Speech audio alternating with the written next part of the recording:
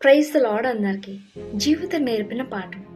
New York సిటీలో ఒక బాలుడు జన్మించాడు. ఆ బాలుడి పేరు మైకేల్ జార్డన్. తను పెరిగిన వాతావరణం అంతా ఒక స్లమ్ ఏరియాలో ఉందన్నమాట. సో తన లైఫ్ అంతా ఇలాగే ఉంటుందేమో అని చాలా బాధపడ్డాడు. తన తండ్రి తను పిలిచి, బాబు ఇలా రా అని చెప్పి ఒక పాత టీషర్ట్ తీసి, ఇది నువ్వు ఎంతకు అమ్మగలవు? మన కుటుంబ పరిస్థితి ఏం బాగాలేదు కదా, మన కుటుంబ పోషణకి నువ్వు హెల్ప్ చేయగలవా అని అడగగానే, ఓకే డాడీ, ఇది సుమారు $1 అయితే నేను అమ్మగలను అని అంటాడు. వెంటనే వాళ్ళ తండ్రి, అయితే ఇది నువ్వు $2 అమ్మునానా అని అంటారు. అలాగే తను శుభ్రంగా వాష్ చేసేసి తను రైల్వే స్టేషన్కి వెళ్ళి అది అమ్మడానికి నుంచుంటారు. ఎట్టకేలకి అది అమ్ముతాడు $2. తను తిరిగి హ్యాపీగా తన తండ్రి దగ్గరికి వచ్చి ఇలా చెప్తాడు, డాడీ మీరు ఇచ్చిన టాస్క్ నేను ఫినిష్ చేశాను అనగానే వాళ్ళ తండ్రి ఒక 2 రోజులు ఆగి మళ్ళీ సేమ్ టాస్క్ ఇస్తాడనమాట. మళ్ళీ రైల్వే స్టేషన్కి వెళ్ళి అలాగే నుంచుంటాడు, అలాగే అమ్మడానికి సిద్ధపడతాడు, అలాగే అమ్ముతాడు $2. తిరిగి తన తండ్రి దగ్గరికి వచ్చి, డాడీ మీరు చెప్పింది నేను చేశాను చాలా గర్వంగా చెప్తాడు ఈసారి. అయితే వాళ్ళ తండ్రి ఏం చెప్తాడంటే, అయితే ఈసారి నువ్వు $20 అమ్ము బాబు అని అనగానే తను షాక్ అవుతాడు. డాడీ ఇది $1 అనుకున్నాను, $2 అమ్మంటే నేను అమ్మగలిగాను కానీ $20 ఎలా అని అనగానే, నువ్వు చేయగలవు బాబు అని ఆయన అంటారు. తను ఆలోచించి తన స్నేహితుడి దగ్గరికి వెళ్తాడు. తను చాలా బాగా గీస్తాడనమాట, ఆర్టిస్ట్ అనమాట. సో వాళ్ళ ఫ్రెండ్ దగ్గరికి వెళ్ళి, ఒరే నాకు హెల్ప్ చేయరా ప్లీజ్ రా, నాకు కొత్త టీషర్ట్ ఉంది దాని మీద నువ్వు పెయింట్ చేయవా అని అనగానే ఆ బాబు సరే అయితే తీసుకురా అంటాడు. మళ్ళీ శుభ్రంగా పాత టీషర్ట్ని వాష్ చేసి తన ఫ్రెండ్ దగ్గర తీసుకెళ్ళి పిల్లలు ఆడుకునే బొమ్మల్ని గీపించుకుంటాడు. అలాగే ఈసారి ఏం చేస్తాడంటే రైల్వే స్టేషన్కి వెళ్ళాడండి. చాలా పెద్ద పిల్లలు చదువుకునే స్కూల్కి వెళ్తాడు. అక్కడ ఆ పిల్లలందరూ కొంచెం అట్రాక్ట్ అవుతారు కదండి బొమ్మలు టీషర్ట్ చూడగానే. సో అందులో ఒక లేడీ అది చూసి ఇంట్రెస్ట్ పడి తన బాబు దగ్గరికి వచ్చి, ఇది ఎంత బాబు అని అడగానే, మేడం ఇది $20 మాత్రమే అనగానే తనకు ఆ టీషర్ట్ బాగా నచ్చి తన పిల్లలకి మారం చేస్తున్నా, నాకు అదే కావాలి అదే కావాలని అనగానే సో ఆవిడ ఆ టీషర్ట్ కొనుగోలు చేయడం జరుగుతుంది.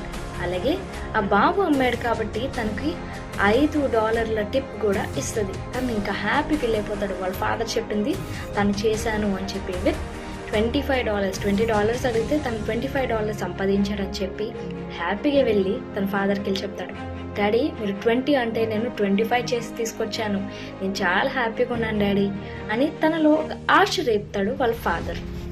అయితే ఈసారి వాళ్ళ ఫాదర్ ఇంకొక టాస్క్ ఇస్తారు. అదేంటంటే ఆ పాత టీషర్ట్ని తీసుకొని ఈసారి $100కి అమ్మమని చెప్తాడు. ఈసారి జార్డన్ అంత ఆశ్చర్యపోలేదు. ఓకే అని చెప్పి 2 నెలలు టైం తీసుకుంటాడు.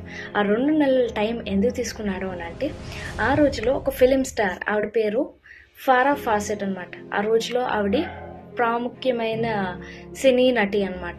సో ఆ రోజుల్లో తన న్యూయార్క్ సిటీ వస్తారని తెలుసుకొని ఆ నటిని కలుసుకోవడానికి బాబు పడిన కష్టం అంతా ఇంత కాదు. ఎట్టకేలకి ఆవిడని కలుసుకుంటారు. మేడం దయచేసి నా టీషర్ట్ మీద మీరు సైన్ చేయండి మేడం అని చెప్పగానే చిన్న బాబు యొక్క ప్రయత్నాన్ని ఆవిడ మెచ్చుకొని అలాగే అని చెప్పేసి తను సైన్ చేస్తుంది, వెళ్ళిపోతుంది. అప్పుడు బిడ్డింగ్ స్టార్ట్ చేస్తారనమాట. ఈ టీషర్ట్ ఎవరు కొనుక్కుంటారు, ఈ మేడం సైన్ చేసిన టీషర్ట్ ఎవరు కొనుక్కుంటారు అనగానే ఫస్ట్ బిడ్డింగే $100కి వెళ్ళిపోయింది. నెక్స్ట్ 200 అన్నారు, నెక్స్ట్ 300 అన్నారు. ఎట్టకేలికి ఒక బిజినెస్ ఎంటర్ప్రెన్యూర్ అతను అంటాడు, నాకు $1,200కి ఇది అమ్ముతావా అని అడగగానే ఎస్ సార్ అని చెప్పేసి తను ఆ టీషర్ట్ని తనకి ఇచ్చేస్తాడనమాట. $1,200తో ఆ టీషర్ట్ని అమ్మివేస్తాడు. తన తండ్రి దగ్గరికి ఈసారి ఇంకా అత్యుత్సాహంతో వచ్చి తన ఫాదర్కి చెప్తాడు, డాడీ ఈసారి 100 కాదు $1,200కి నేను ఇచ్చాను అని చెప్పేసి తన తండ్రి దగ్గర చాలా హ్యాపీగా పడుకుంటాడు.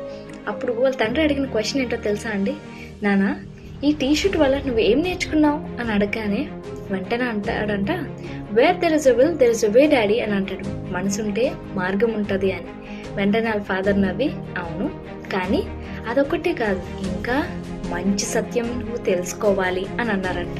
అది ఏంటి అంటే, విలువలేని టీషర్టే ఎంతో $100 దాకా వెళ్ళింది అని అంటే, విలువ లేదు అనుకుంటున్న నీ జీవితాన్ని నువ్వు ఎలా మార్చగలవు ఒకసారి ఆలోచించినానా?